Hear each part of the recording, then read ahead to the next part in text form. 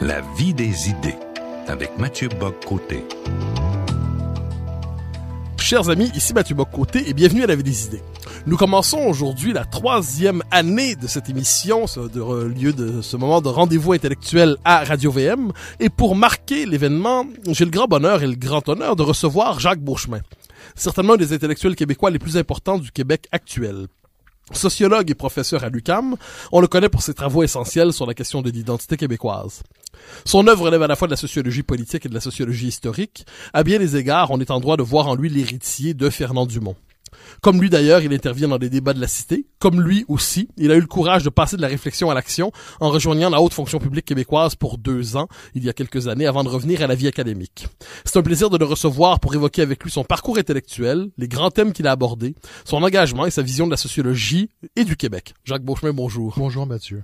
Alors, d'abord et avant tout, petite présentation. Vous êtes professeur à l'UQAM depuis le milieu des années 90, si je ne me trompe pas. Oui, depuis janvier 93, ça fait 25 ans. Et vous avez publié de nombreux ouvrages consacrés essentiellement à la société québécoise, mais aussi des travaux de sociologie politique, de sociologie, la société des identités, je pense, des travaux plus théoriques. Cela dit, lorsqu'on on vous colle l'étiquette parce que c'est votre doctorat de sociologue, pourtant, comme la plupart des intellectuels qui ont une vocation véritable, vous transcendez, vous faites éclater les catégories, c'est-à-dire vous êtes sociologue mais philosophe aussi, à la fois historien des idées à votre manière. Pourtant, votre entrée dans le monde des idées, il y a de cela quelques décennies, s'est fait sous le signe de la sociologie. Alors la question première que je vous poserai, c'est qu'est-ce qui a fait en sorte qu'au moment d'entrer dans la vie intellectuelle, vous avez fait le choix de la sociologie plutôt que de la philo ou de la Sciences Po, alors que manifestement, tous ces chemins étaient ouverts pour vous d'une manière ou de l'autre? Oui, c'est une bonne question. Parce que c'est vrai de dire que la philosophie m'attirait beaucoup, l'anthropologie aussi m'attirait. J'étais à la recherche, au fond, d'une espèce de méta-explication du monde social. Très jeune, il m'apparaissait évident, clair, que la société n'était pas que le simple agglutinement d'individus, qu'il y avait une espèce de système organisateur de tout cela. Alors maintenant, comment comprendre ce grand système qui organise la vie des individus? Eh bien, la philosophie, évidemment, la reine de toutes ces disciplines, m'aurait permis d'appréhender ce phénomène-là, comme d'autres grandes disciplines des sciences humaines. Mais la sociologie m'intéressait davantage parce que j'avais l'impression, à tort ou à raison, qu'elle offrait une prise plus solide sur la concrétude des choses, sur la vie des sociétés qu'on pouvait appréhender à partir de pratiques sociales, de pratiques politiques, de pratiques culturelles. Et c'est la raison pour laquelle je me suis finalement tourné vers la sociologie. Mais ça aurait pu être autre chose assez facilement. Il aurait fallu que se trouve sur mon chemin un maître qui m'aurait amené ailleurs et je pense que j'y aurais trouvé mon compte.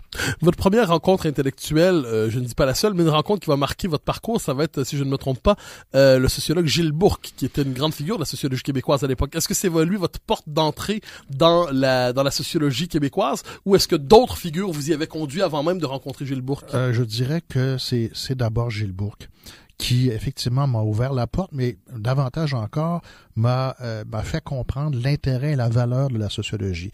Bourque était d'abord, il faut le savoir, un enseignant extraordinaire. Ses cours étaient absolument fascinants, passionnants, même si lui, toute sa vie, a prétendu qu'il était un piètre professeur, mais pas du tout, c'était un excellent enseignant. Et ses cours m'ont éveillé à beaucoup, beaucoup de choses. Et en plus, à l'époque, il faut le dire aussi que pour le meilleur et pour le pire, l'université, l'UQAM en particulier, on l'appelait l'UQAM la Rouge, c'était pas pour rien, l'enseignement était essentiellement fondé sur le matérialisme historique.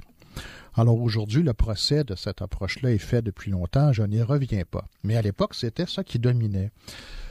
Et on dira ce qu'on voudra, mais cette grande théorie de la société fournissait, en tout cas à plusieurs, dont moi, l'impression, à tout le moins, d'avoir une prise sur la réalité sociale, une clé de compréhension globale. Alors là, on peut toujours dire trop globale, totalisante, c'est le moins qu'on puisse dire, trop, mais en tout cas, on avait l'impression de pouvoir se saisir de quelque chose. Et Bourque était un grand maître à cet égard.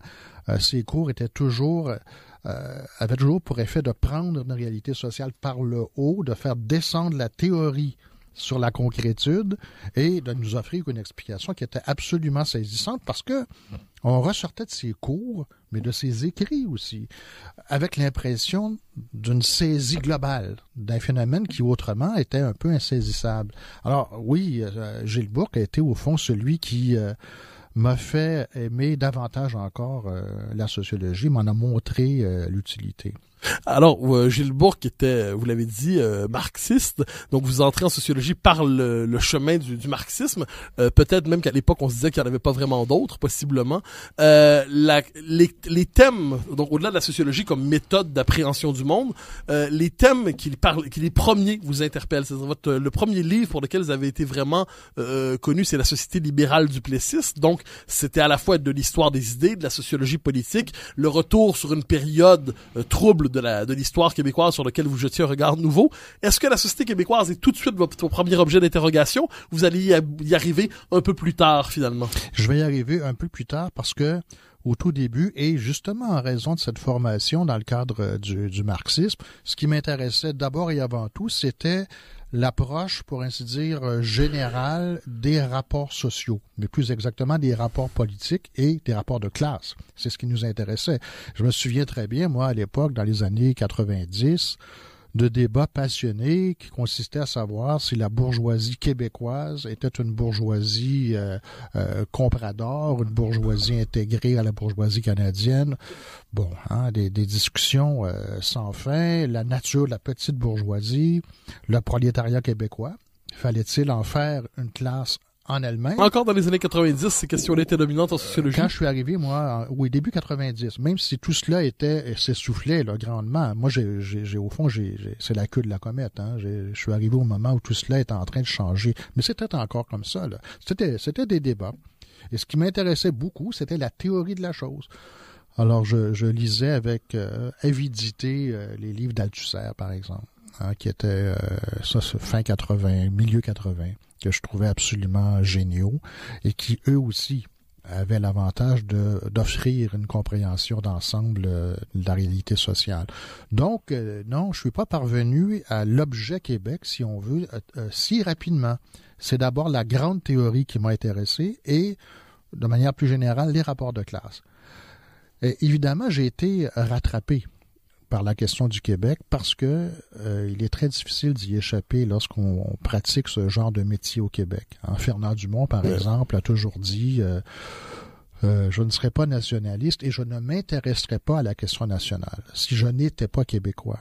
Et c'était pour lui une espèce d'incontournable au sens fort.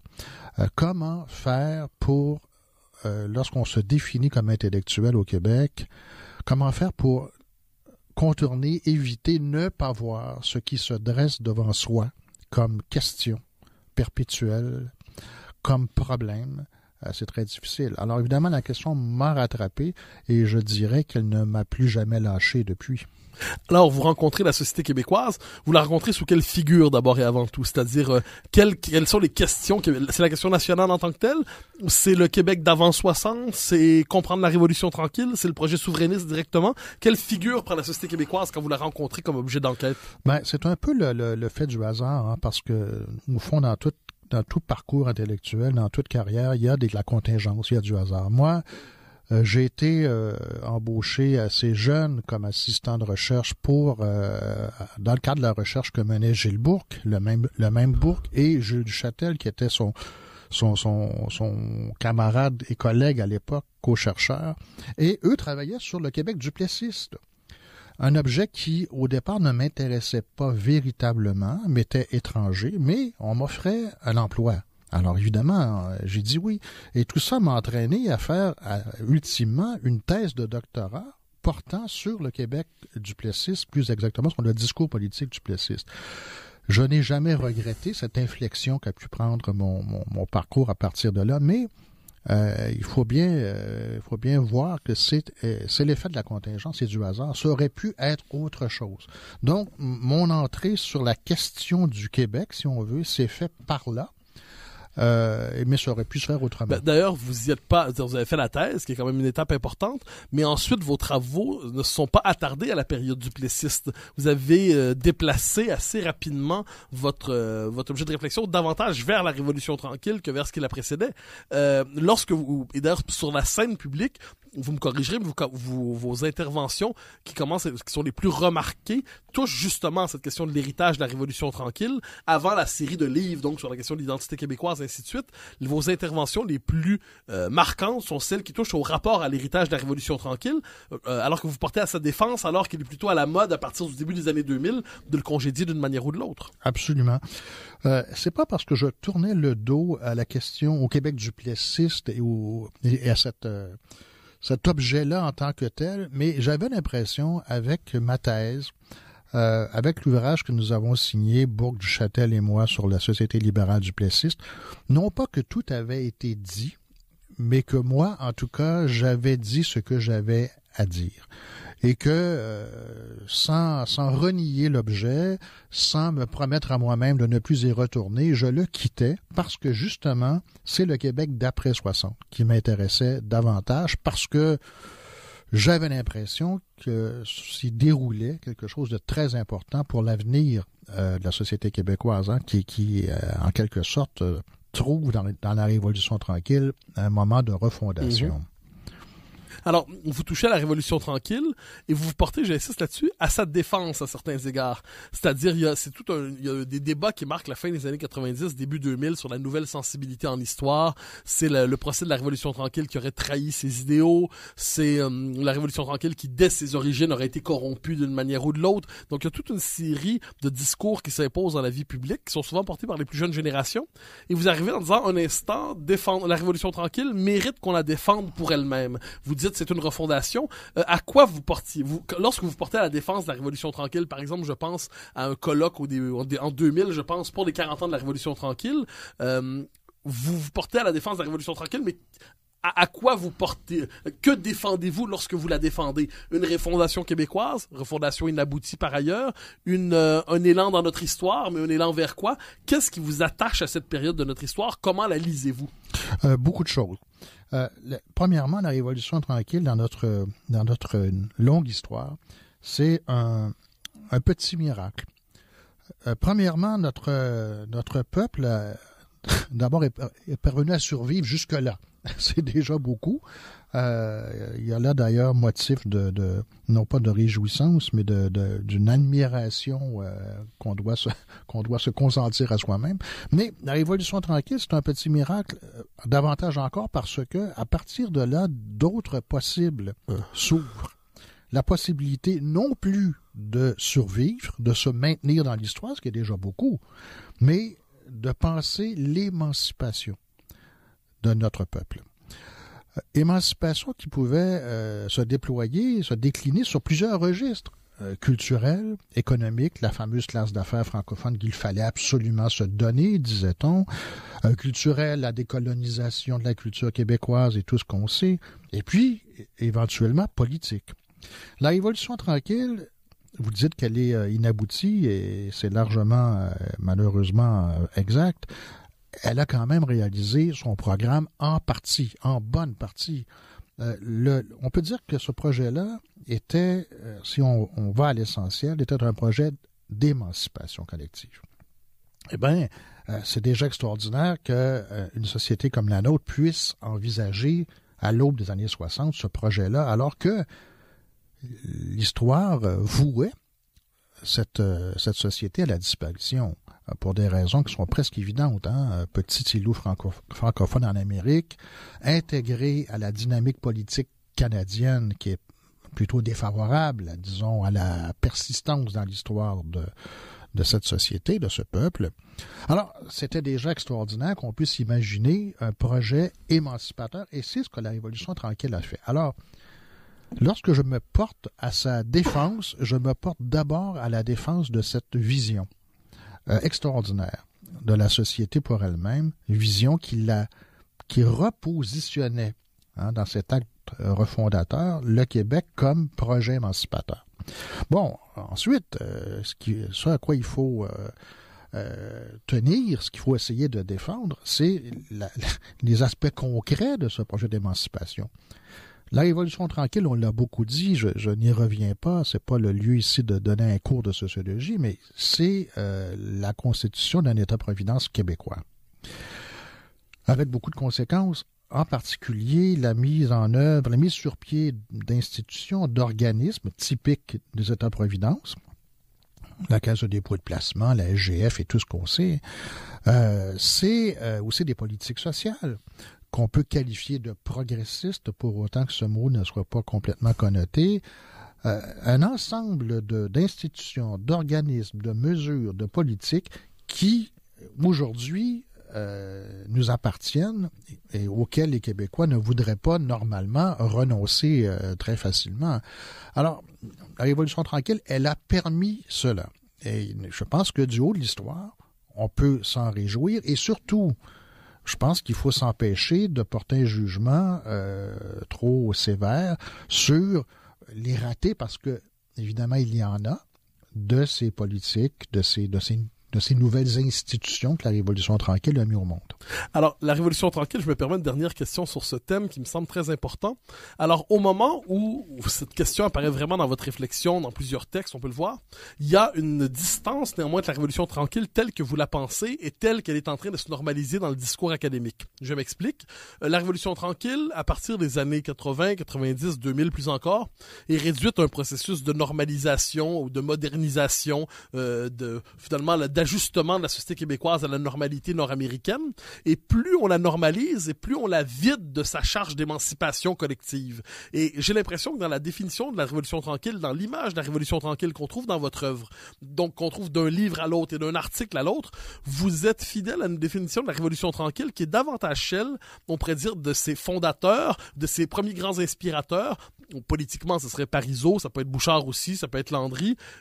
Intellectuellement, c'est Guy Frégaud, c'est Fernand Dumont, on pourrait le dire, c'est Michel Brunet, c'est l'École de Montréal. Donc j'ai l'impression que au moment où vous défendez la Révolution tranquille, vous ne défendez pas la même Révolution tranquille en un sens que celle qui est généralement célébrée dans un certain consensus académique. Est-ce que, non pas que vos deux visions se contredisent, mais il y a une singularité dans votre vision de la Révolution tranquille qu'on ne retrouve pas chez ceux qui n'y voient finalement qu'un mouvement de modernisation parmi d'autres. Est-ce que je me trompe en proposant cette distinction? Non, vous avez raison.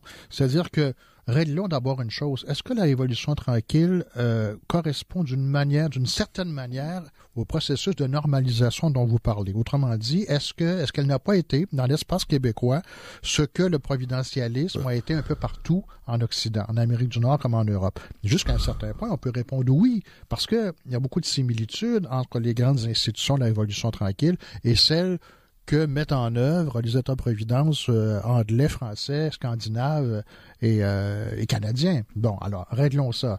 Autrement dit, il n'y a pas, si vous voulez, un caractère absolument original à la Révolution tranquille qui en ferait un événement d'exception dans le monde occidental. Alors, ça, c'est clair. Maintenant, est-ce que la Révolution tranquille n'est que cela? Je suis convaincu que non, et c'est précisément cette autre dimension que j'essaie de défendre contre vents et marées. La Révolution tranquille, elle a été sur le plan symbolique et identitaire quelque chose de majeur, d'important et justement d'original. Elle a fait en sorte qu'une petite population en Amérique du Nord puisse se retrouver en elle-même et se redonner un élan dont l'histoire l'avait peut-être privée jusque-là. La possibilité de s'ériger en sujet d'elle-même, dépassant pour la première fois la simple exigence de se maintenir dans l'histoire. Et je le redis, se maintenir dans l'histoire, durer, c'était déjà tout un projet, parce que tout au fond le niait. Alors voilà avec la Révolution tranquille, le Québec, les Québécois se donnent une nouvelle image d'eux-mêmes, extrêmement puissante, qui les pose en sujet politique, et qui les appelle à un dépassement de l'actuel, de l'ordre des choses. C'est extraordinaire. Et les Québécois d'aujourd'hui sont les héritiers directs de cette refondation identitaire.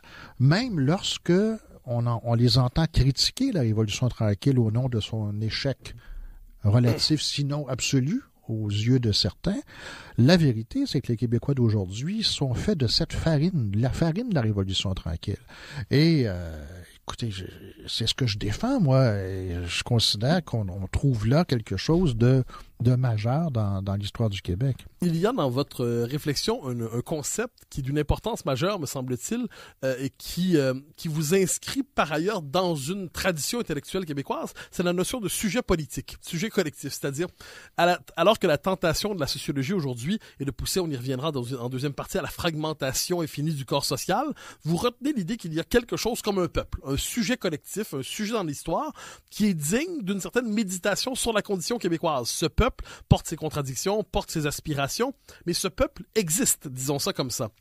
De ce point de vue, votre réflexion, me semble-t-il, et encore une fois, vous me corrigez si je me trompe, mais s'inscrit dans ce qu'on pourrait appeler vraiment la tradition de la pensée québécoise, pour reprendre les mots de Fernand Dumont, c'est-à-dire des gens qui se questionnent sur la singularité de l'exception québécoise en Amérique, des gens qui cherchent à penser cette singularité, non pas comme un fardeau, mais aussi comme une condition qui est porteuse d'émancipation. Donc, la tradition intellectuelle qui est la vôtre, vous êtes entré en sociologie, disons, par le marxisme, mais est-ce qu'on peut dire que la tradition que vous avez rejoint finalement, c'est cette longue tradition qui nous vient de Léon Gérin et qui aboutit aujourd'hui dans vos travaux, qui passe aussi par Léon Dion, Gérard Bergeron, qui vient de la science politique quelquefois, mais qui se pose les mêmes questions, et qui est une réflexion finalement sur la condition québécoise, et à la lumière d'une condition collective qui fait sens au-delà de sa pluralité irréductible, au-delà de sa pluralité intérieure. Oui. Pour moi, la notion de sujet politique est très importante, pas seulement parce que c'est une notion sociologique autour de laquelle on peut réfléchir, mais parce que justement, j'ai parlé au début de notre entretien de l'espèce de transcendance à laquelle je m'attachais lorsque je découvre la sociologie. C'est-à-dire cet élément, cette dimension de l'existence collective qui organise, qui synthétise en quelque sorte la dispersion des pratiques individuelles. Je l'ai trouvé, la sociologie nous proposait de comprendre cela avec des notions de classe, de société. La notion de sujet politique permet la même chose. C'est-à-dire que les Canadiens français de jadis, comme les Québécois d'aujourd'hui, sont très différents si on les uns les autres, là, si on les regarde, si on les examine de près, là, il y a des différences de conditions matérielles, de conditions de vie, de culture, évidemment. Mais au-delà de ces différences évidentes, mais que l'analyse sociologique doit essayer d'appréhender, il y a quelque chose qui transcende tout cela et qui se synthétise dans un sujet collectif que j'appelle le sujet politique. Un sujet qui fait en sorte que toute une collectivité peut se reconnaître dans l'un, peut se reconnaître dans quelque chose qui est la synthèse de cette dispersion des pratiques et des conditions individuelles. Alors, un sujet politique, c'est très important parce que c'est ce qui permet de constituer une unité au-delà de la diversité. C'est ce qui permet l'action collective aussi. C'est le sujet politique qui entreprend, qui caresse un projet, qui le fait vivre au-delà de l'activité ordinaire, de l'agitation normale et ordinaire d'une société qui vaque à ses affaires. Alors, le sujet politique québécois, justement, c'est la Révolution tranquille qui le fait naître en quelque sorte. Il existait auparavant d'une autre manière. On pourrait en discuter, mais c'était davantage un sujet de culture, si on veut, ce qui n'est pas rien non plus. Mais la Révolution tranquille, elle, transforme ce sujet de culture en sujet politique. Lui confie, il y a un projet qui lui est confié à ce sujet politique, et c'est celui de l'émancipation.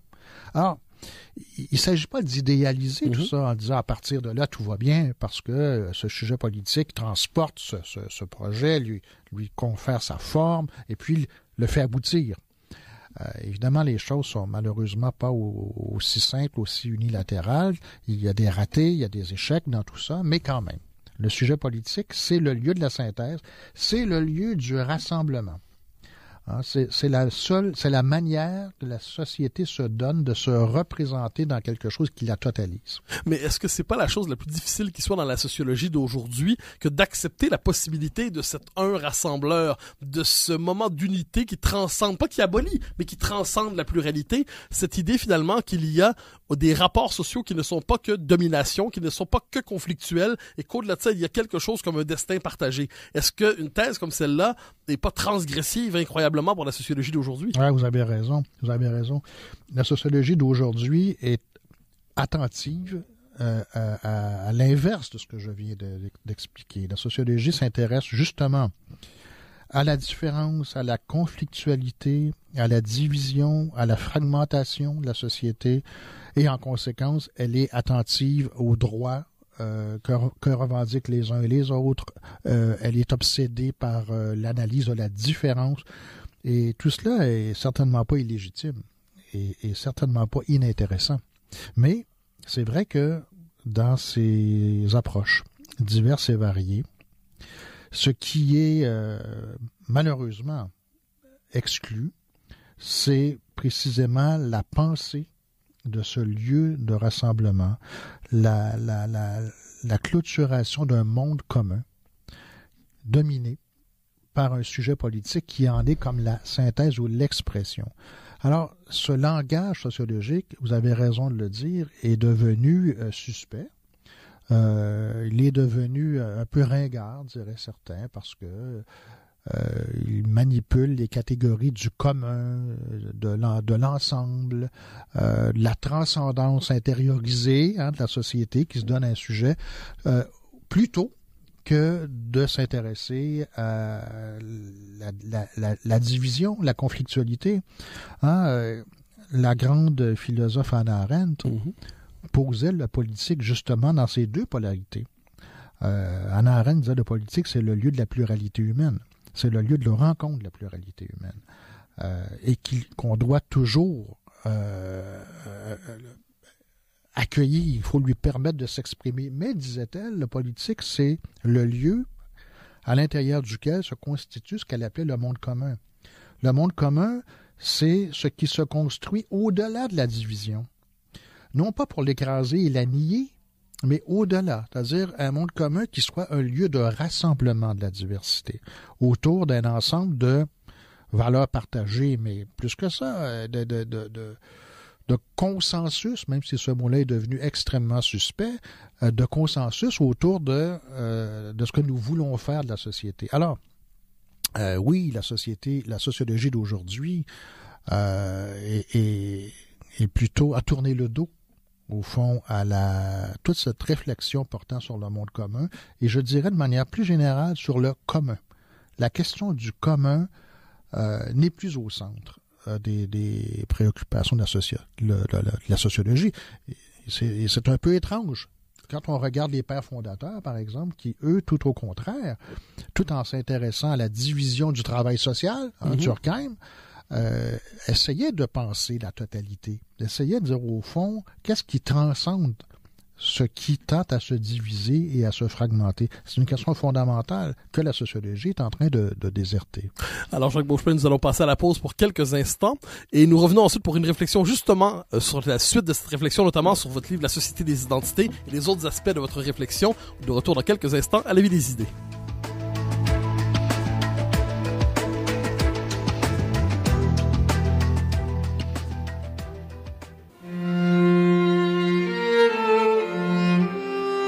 Radio VM.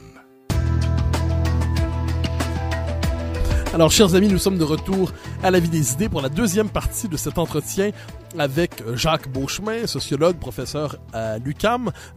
Cet entretien qui marque l'ouverture de la 3e année de la vie des idées. Je le reçois pour marquer justement cette ouverture de cette aventure intellectuelle qui se poursuit au micro. Alors, Jacques Beauchemin, vous avez, au moment de quitter, au moment de la pause, vous réfléchissiez à la question du commun. C'est-à-dire, nos sociétés ont de plus en plus de difficultés à penser le commun, le monde commun, ce qui transcende les conflits sociaux, ce qui transcende le caractère polémique des rapports sociaux en quelque sorte.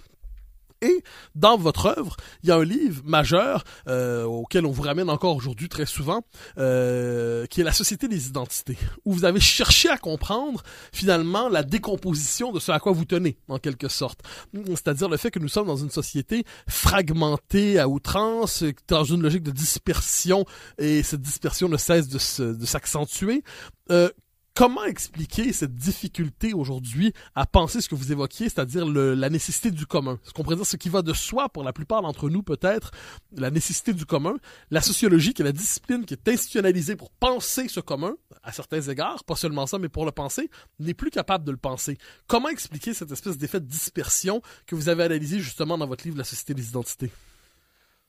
Ben, on peut dire qu'il y a une espèce de dynamique historique qui s'est déployée tout au long du 20e siècle et justement dans une forme de régulation de la société particulière qui était l'État-providence, le Fordisme, s'est déployé depuis une centaine d'années, un peu moins, une espèce de système régulatoire qui a fait en sorte de mettre en lumière ou en exergue justement le différent plutôt que le commun. Quand l'État-providence, par exemple, sous l'État-providence, on commence à se demander pour quelles raisons les enfants de la classe ouvrière n'ont pas accès à l'éducation, à l'université, par exemple. On se dit, mais c'est injuste, c'est inégalitaire. Il faut trouver des portes, des moyens d'accès à ces catégories sociales à l'éducation. Quand, par exemple, on s'aperçoit que l'accès au système de santé, l'accès aux soins, de manière générale, est réservé aux plus riches dans les années 30, 20 et 30, on se dit, mais c'est injuste, il faut trouver une porte d'accès, etc. On met, pour reprendre mon exemple de l'accès à l'éducation, on met en place des systèmes de bourses, de prêts. On va aller aux États-Unis, par exemple, jusqu'à modifier les examens d'entrée à l'université pour s'assurer que les catégories sociales défavorisées puissent accéder à l'université grâce à des examens faits un peu sur mesure. Quand on fait ça, on est en train de repenser la société sur le mode du différent, sur le mode de la condition spécifique de certaines catégories d'acteurs. Alors évidemment, c'est inutile de dire qu'il y a dans cette disposition un caractère éminemment progressiste. Personne aujourd'hui va déplorer le fait que les enfants de la classe ouvrière aient accès à l'université. Personne va dire, au fond, ça devrait être le fait des plus riches, le privilège des plus riches. Bien sûr que non. Mais pendant que la régulation de la société se transformait dans cette direction-là, pendant que s'affirmaient progressivement des groupes, des catégories sociales, se dissipait la représentation du commun. Paradoxalement. La société en est venue à être représentée, et la sociologie a alimenté cette représentation-là, comme l'agglutinement ou l'agglomération de groupes, de catégories, qui tous avaient leurs intérêts, leurs revendications particulières. Tous étaient en demande de reconnaissance de quelque chose, reconnaissance de mes droits, de ma différence, de ma particularité. Et ce qui a fait en sorte, évidemment, de recomposer la communauté politique de cette manière-là. Dans nos sociétés, la communauté politique, c'est maintenant cette espèce de mosaïque qui combine un ensemble de regroupements qui, tous, d'une manière ou d'une autre, sont à la revendique pour eux la revendication de leurs différences. Alors, j'insiste pas sur le caractère positif de ça, parce que c'est quelque chose qui est évident et qui est très, très connu maintenant. Personne, par exemple, va déplorer le fait que la communauté gay-lesbienne, par exemple, soit parvenue au fil des années à se faire reconnaître comment dire, dans son droit à la différence, Personne ne va déplorer le fait que cette communauté-là, aujourd'hui, est en bien meilleure santé que jadis. Le taux de suicide chez les jeunes est quand même en régression. C'est une bonne nouvelle. Mais on pourrait multiplier les exemples. Je ne parle même pas du mouvement des femmes et les progrès absolument considérables que ce mouvement-là a pu instiller dans notre société. Et ça, tout cela va de soi. Mais dans une perspective proprement sociologique, il faut constater que tout ça a eu pour effet un peu paradoxal de rendre la figure du commun un peu évanescente. Oui. Ou de la réduire finalement à un pur procès, on va dire quelque chose de purement juridique. C'est-à-dire à partir du moment où le commun s'affirme, on dira mais ça représente l'écrasement par une majorité de certaines minorités. Donc d'une certaine manière, le commun n'est plus qu'un artifice au service de ceux qui le revendent, qui le brandissent comme étendard pour justifier leur hégémonie. C'est un peu ce qu'on nous dit aujourd'hui. Mais la question qui nous vient à l'esprit alors, c'est y a-t-il encore une aspiration au commun dans le corps social? C'est-à-dire vous notez cette dispersion de la société, cette société des identités, pour reprendre le titre de votre ouvrage, mais est-ce que au-delà de ces revendications qui se multiplient au nom de différentes causes légitimes ou non, tout dépend chaque fois, est-ce qu'au-delà de ça, est-ce qu'on sent un désir de commun dans la société, ou est-ce que ce désir même de commun n'est plus porté que par certains nostalgiques, certaines figures qui font presque du collectif un programme en soi? Est-ce qu'il y a un désir de commun qui réside encore dans les fonds de la société? Je dirais que dans nos sociétés, le désir de commun, s'il existe toujours, il loge dans cette idée simple et en même temps vertigineuse de la reconnaissance de tous par tous. Le commun dans nos sociétés, c'est la capacité que nous avons ou que nous devrions avoir de s'ouvrir maximalement à la différence et à la reconnaissance. Alors, une société idéale, dans la sociologie spontanée des sociétés contemporaines, c'est une société où chacun peut s'affirmer dans ses caractéristiques propres, dans sa différence et être pleinement reconnu sur cette base-là. Mais vous croyez pas qu'il y a un désir de commun substantiel qui réside? Je vais donner un exemple politique très récent. Le fameux débat sur la Charte des valeurs. On pouvait en penser ce qu'on voulait, mais il y avait néanmoins une majorité significative de Québécois qui y étaient attachés, autour de 60%, alors que c'est un projet substantiel à certains égards. La laïcité telle qu'elle nous était proposée, et même le langage des valeurs qui était utilisé, c'était pour nommer l'idée qu'il y avait quelque chose qui nous liait au-delà du droit et des droits. Est-ce que vous ne voyez pas là-dedans un désir de commun substantiel, ou pour vous c'est un résidu d'une phase historique antérieure appelée à se dissiper? Ben, c'est vrai que, de toute façon, c'est vrai en toute société, c'est-à-dire que le nouveau ne chasse jamais véritablement ou complètement l'ancien. Il y a des survivances qui sont, dans ce cas, dans l'exemple que vous donnez, heureuses, me semble-t-il, ce désir de commun dont vous parlez, et en même temps, dans l'histoire de la Charte des valeurs. Il faut bien voir aussi que c'est vrai qu'il y avait un appui populaire assez important, et en même temps, ce qu'on peut appeler le discours social dominant, oui. Celui des chroniqueurs, celui des grands médias, celui des grands intellectuels qui prennent la parole publiquement, ce discours-là était très défavorable à la Charte des valeurs. Pourquoi? Parce que justement, ce discours-là défendait cette autre vision de la société tout entière, ouverte à la différence. Et la Charte des valeurs, en ce sens, était vue comme le contraire de ce projet-là. Alors moi, ce qui m'a beaucoup frappé dans cet épisode de la Charte des valeurs, c'est pas tellement le fait qu'il y avait un appui populaire qui, effectivement, était relativement important.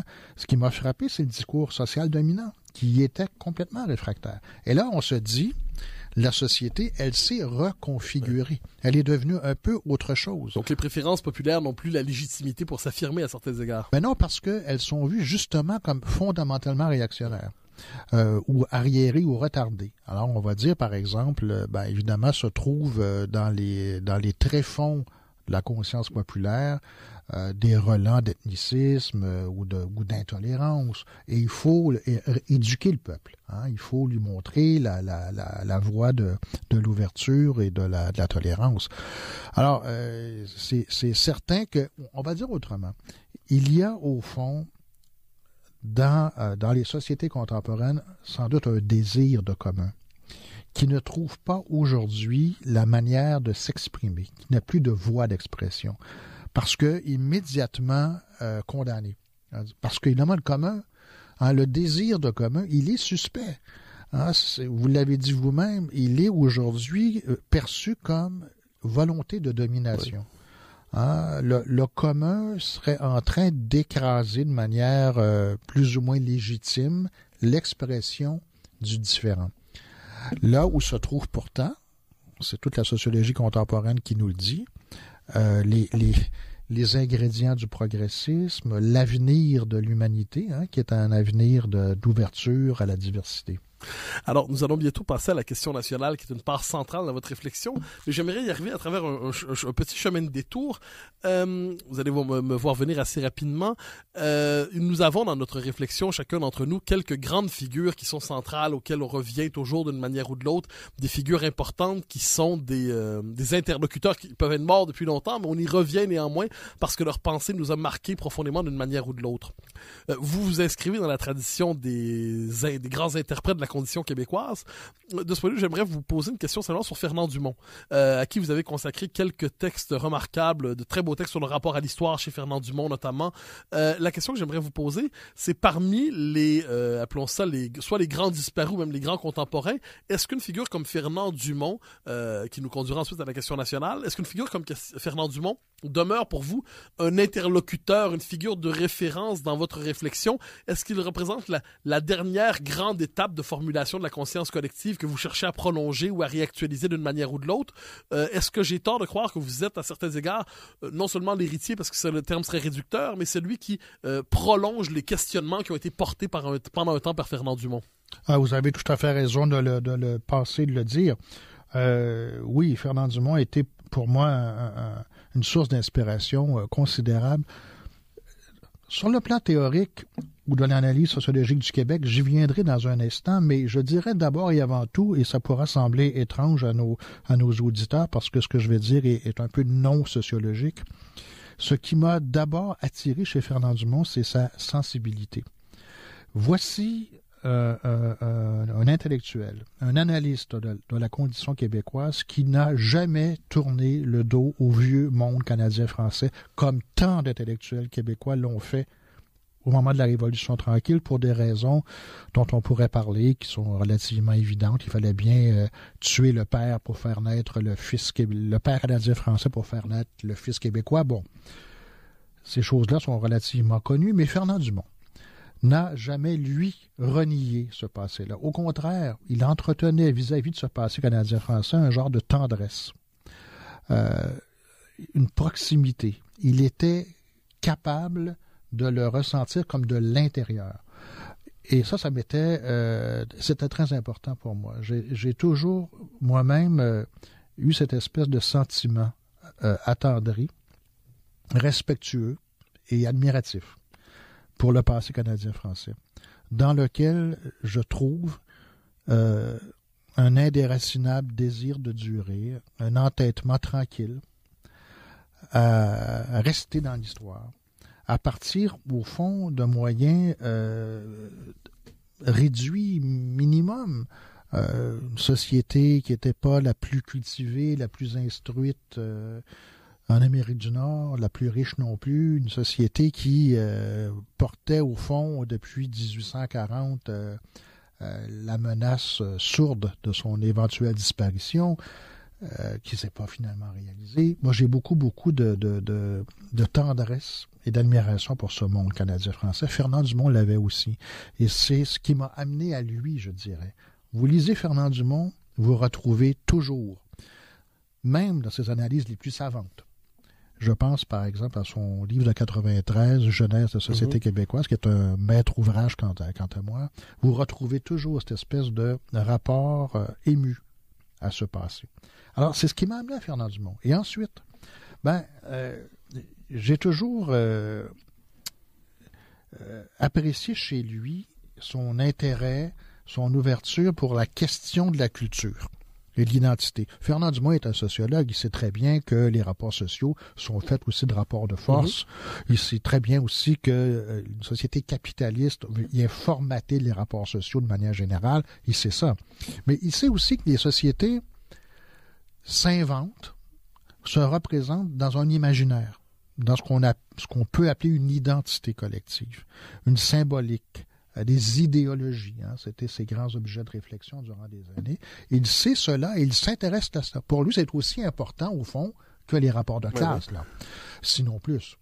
Alors, j'ai été très, très sensible à cette approche-là, justement parce que c'est une approche qui rejoignait, et ça nous ramène au début de notre entretien, ce sentiment ou cette nécessité que je ressentais d'expliquer la société à partir du haut, à partir de ce qu'il l'organise de manière générale. Alors Dumont nous dit c'est l'idéologie, c'est l'imaginaire, c'est la culture qui organise la société. Ce avec quoi je suis parfaitement d'accord et ce qui me rapproche de Fernand Dumont. Alors toutes ces choses-là, au fond, nous les avons en commun, ou je peux dire autrement, plus modestement, qu'il me les a enseignées à sa façon. Je partage aussi avec lui son analyse de la Révolution tranquille, par exemple. Fernand Dumont, on le voit souvent comme un artisan de la Révolution tranquille, lui avec d'autres. Mais c'est peut-être le premier intellectuel, dans les années 60 déjà, qui est capable de voir, si vous voulez, les contre-effets de la Révolution tranquille, en disant, est-ce qu'on n'est pas, au fond, en nous réinventant ce qu'il fallait faire, est-ce qu'on n'est pas en train de nous priver d'un horizon historique, d'un passé qui éclairerait le présent et l'avenir? C'était la grande crainte de Fernand Dumont, qu'on retrouve dans Vigile du Québec de 71, par exemple. Et je pense qu'il avait raison. Il le voyait avant tout le monde. Il voyait le danger, au fond, de faire tabula rasa du passé canadien-français et de se lancer dans la grande aventure de l'émancipation que j'ai célébrée tantôt, mais sans arrière-plan historique pour pouvoir informer cette émancipation-là. Alors, Fernand Dumont est très attaché la durée canadienne-française que vous avez évoquée tantôt. Vous-même, vous êtes revenu à quelques reprises sur ce désir de durée qui marque la condition québécoise. Vous avez un engagement dans l'espace public connu, un engagement indépendantiste, souverainiste. Et à la différence de plusieurs, vous maintenez au cœur de cet indépendantisme justement cette question du désir de durée, de ce vieux désir d'achèvement collectif, cette aspiration à faire vous pensez l'indépendance dans la continuité historique québécoise à certains égards. Vous avez évidemment l'histoire en trop, 2002 si je ne me trompe pas. Ensuite, la souveraineté en héritage qui arrive un peu moins de 15 ans plus tard, je pense en 2015 si je ne me trompe pas. D'un ouvrage à l'autre, ce qui marque véritablement, c'est l'importance de la conscience historique. C'est un point de vue très dumontien finalement sur la question québécoise. Vous pensez l'indépendance sous le signe du vieux désir d'achèvement, et pourtant aujourd'hui on sent peut-être que cette conscience historique qui carburait au vieux désir d'achèvement est peut-être en train de s'assécher pour de bon, comme s'il y a quelque chose qui ne s'était pas passé, puis quelque chose se brise dans les ressorts intimes de l'identité québécoise. Oui. Dans votre engagement souverainiste, est-ce que vous parvenez à penser encore sous le signe de l'achèvement historique, du vieux désir de durée des Québécois, la cause souverainiste, ou est-ce que vous êtes porté devant cela à un regard qui pourrait devenir mélancolique avec le sentiment d'un inachèvement collectif? Je ne peux pas vous cacher mon inquiétude. Est-ce que ce vieux désir d'achèvement est définitivement éteint dans la conscience historique québécoise? Je ne le pense pas, mais cette idée m'inquiète. Je crois voir parmi nous s'installer ce que j'ai appelé dans mon dernier livre une fatigue. Oui. Cette fatigue-là, elle est le résultat de quelque chose qui aurait dû se produire qui ne s'est pas produit. Vous avez évoqué vous-même, Mathieu, dans plusieurs de vos écrits, les conséquences néfastes des deux échecs référendaires. C'est vrai que ces échecs référendaires ont pour effet pas seulement de décourager, ça va bien au-delà de ça, c'est que ça démonte quelque chose. Oui, ça désarticule le récit, l'imaginaire collectif. Oui. Et s'installe lentement mais sûrement dans le Québec d'aujourd'hui un ordre des choses relativement apaisé. Les Québécois ont pour ainsi dire, et c'est un peu paradoxal de parler comme ça, mais régler la question du Canada. Le Québec ne va pas s'intégrer dans l'honneur et l'enthousiasme au grand tout canadien. On va pas redécouvrir un amour pour ce pays-là que nous n'avons jamais eu véritablement. Mais ce qui est en train de s'installer, c'est un consentement. Un consentement au Canada, par défaut. À force de ne pas vouloir mener à terme le projet émancipateur de la Révolution tranquille qui aurait dû aboutir dans l'indépendance du Québec, s'installe dans une espèce d'indolence.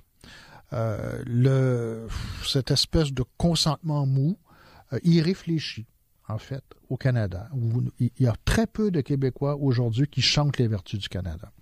Mais il n'y en a pas beaucoup non plus qui tiennent vis-à-vis de lui les propos rageurs de jadis. S'installe quelque chose. Alors, dans l'esprit de beaucoup de Québécois aujourd'hui, la question de l'indépendance, elle n'est pas rayée de la carte, elle n'est pas obsolète, elle n'est pas... Mais elle n'est plus vécue dans l'urgence. Elle n'est plus vécue comme douleur et comme souffrance. Quelque chose qu'il faudrait faire. Un actuel qu'il faudrait dépasser.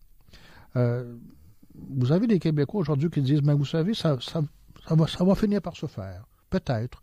Et si ça se fait pas, ma foi, est-ce que le Québec est un goulag? Est-ce que ça va si mal? Est-ce que, comme pour reprendre les termes de mon collègue Justin Letourneau de l'Université Laval, Letourneau dit, les Québécois sont heureux, hein? C'est une population heureuse. Regardez les jeunes aujourd'hui, là, ils sont dynamiques, en pleine forme, heureux. Bon, pourquoi faudrait-il faire l'indépendance? Au fond, c'est un peu la question que des Québécois se posent ou ne se posent plus. Ça revient au même, là. Acceptent une espèce de déjà-là et qui exclut pas qu'un jour le projet puisse refaire surface. Mais actuellement, je vous ai parlé de mon inquiétude. Mon inquiétude tient précisément à cette espèce d'indolence générale qui fait en sorte que la question du Canada ne se pose plus et je dirais que celle du Québec non plus. Alors, il y a une espèce de présentisme dans lequel on est installé et qui fait en sorte que, ma foi, c'est pas si mal. Ça pourrait peut-être être mieux, mais c'est comme ça. Et les choses étant ce qu'elles sont, hein, l'histoire du Québec continue. Et puis, la grande question qu'on peut se poser, c'est si un jour il y a un réveil, où en serons-nous le jour du réveil?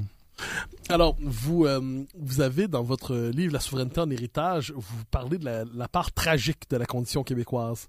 Et j'ai l'impression que vous me corrigerez, mais j'ai l'impression que c'est la part absente en général de la réflexion collective depuis 50 ans. On est tellement heureux de ne plus être des Canadiens français souffrants, porteurs d'eau, scieurs de bois, locataires et chômeurs en son propre pays, qu'on s'est dit on va être une société normale, puis on va l'être contre toute évidence s'il le faut. C'est-à-dire, on va maintenir le récit, à tout le moins pas de notre émancipation, mais au moins de notre normalité, et témoigner de cette part tragique dans l'existence québécoise. C'est-à-dire qu'il se pourrait que comme peuple, nous n'existions plus. Bon, ça changera peut-être pas le cours de l'histoire universelle, mais ça pourrait être triste à tout le moins pour ceux qui disparaissent ainsi. Cette part tragique, nous ne sommes pas capables de l'assumer dans la conscience collective. Est-ce que vous avez ce sentiment aussi que nous avons une forme de refus du tragique dans la pensée québécoise aujourd'hui, ou est-ce qu'on le détourne pas vers, peut-être qu'on le détourne vers d'autres choses aussi, mais est-ce que nous sommes capables de penser la part tragique de notre condition collective? Ah, c'est une question intéressante. La condition québécoise, elle est objectivement tragique. Oui. Hein? C'est un peuple minoritaire en Amérique que tout voue à la disparition. Il y a un tragique. Il y a la condition québécoise, elle est lourde à porter depuis toujours. Elle est difficile à vivre. Elle a été d'ailleurs vécue longtemps comme manque, comme souffrance. Et comme drame. Le Québec d'aujourd'hui a, pour ainsi dire, oublié la part tragique de cette histoire-là. Notre société, c'est pas la seule, mais il faut bien le dire, elle est aujourd'hui marquée par la légèreté. Elle refuse cette part tragique, trop lourde à porter. Elle a l'impression de s'en être débarrassée. Dans, par exemple, des choses comme une relative prospérité économique. Les Québécois d'aujourd'hui sont plus riches que les Canadiens français de jadis. Ils sont à maints égards dans une situation plus avantageuse, plus éduquée, plus bon. Le Québec d'aujourd'hui est une société qui, sur le plan matériel, n'est pas si mal nantie. Mais justement, cette espèce de confort relatif, pas seulement matériel, un confort identitaire. C'est-à-dire qu'au fond, nous sommes des modernes, nous appartenons aux sociétés les plus avancées du monde. Nous avons accès à beaucoup de choses. Cette légèreté-là fait en sorte que la part tragique, nous ne voulons plus l'assumer. C'est tellement vrai que le discours souverainiste lui-même se cherche parce qu'il est incapable maintenant de jouer cette dimension-là qui a longtemps été un aspect important. Quand on ne peut plus évoquer le passé canadien-français parce que ringard, passéiste, arriéré, quand on ne peut plus évoquer la part tragique du parcours historique québécois ou de la condition québécoise, je dirais, la question qu'il faut se poser, c'est pourquoi l'indépendance? Voici une société moderne, avancée, plutôt prospère, qui a fait la paix avec son passé en le liquidant. Au fond, qu'est-ce qui reste, là? Quels sont les motifs de faire l'indépendance? Est-ce que c'est pour avoir un siège à l'ONU, avoir des frontières avec le Canada qui nous permettraient de résister à certaines lois canadiennes qui ne nous plaisent pas? C'est déjà des bonnes raisons, mais c'est peut-être pas suffisant. Alors, effectivement, vous avez raison de le dire, il y a quelque chose dans la conscience historique québécoise qui est en train de s'éteindre, c'est-à-dire la difficulté d'être québécois et ce à quoi devrait nous appeler cette difficulté, c'est-à-dire son dépassement dans quelque chose qui ferait de nous un sujet politique abouti. Alors, il nous reste à peine 2 minutes. Je m'en voudrais de ne pas que nous nous quittions avant que je vous ai posé une question toute simple, c'est-à-dire sur votre vocation intellectuelle, c'est-à-dire vous êtes une figure majeure de la vie publique québécoise. Lorsque vous prononcez sur une question, votre avis contre, votre réflexion, lorsque vous publiez un livre, c'est un moment dans notre vie intellectuelle. Question finale en 1 minute en fait, 1 minute 15. Comment vous représentez-vous votre vocation intellectuelle? Quel est le rôle que vous vous donnez dans la vie publique? Qu'est-ce qui vous anime, vous porte en fait au cœur de la vie publique ainsi? J'assume ce rôle avec modestie, c'est-à-dire que la vie a fait en sorte que effectivement j'ai le privilège de pouvoir m'exprimer publiquement, de faire valoir des idées, des positions politiques. Et je pense que c'est mon rôle de le faire. Vous savez, on me dit souvent, même mes collègues me disent, que le rôle d'un professeur d'université ne devrait pas être d'être sur la place publique. Je pense tout le contraire. Je pense qu'il faut effectivement... ces choses-là sont dites sans prétention. Il faut éclairer le débat public. Proposer sa propre interprétation de manière à ce que, qu'on en fasse ce qu'on veut. Mais c'est mon rôle et je vais continuer de le jouer de cette manière-là. Alors Jacques Beauchemin, je vous remercie infiniment pour votre participation aujourd'hui à La Vie des idées. C'est un immense plaisir, merci. C'est un plaisir. Et chers auditeurs, nous nous retrouvons la semaine prochaine pour un nouvel épisode de La Vie des idées. D'ici là, restez à l'écoute de Radio VM.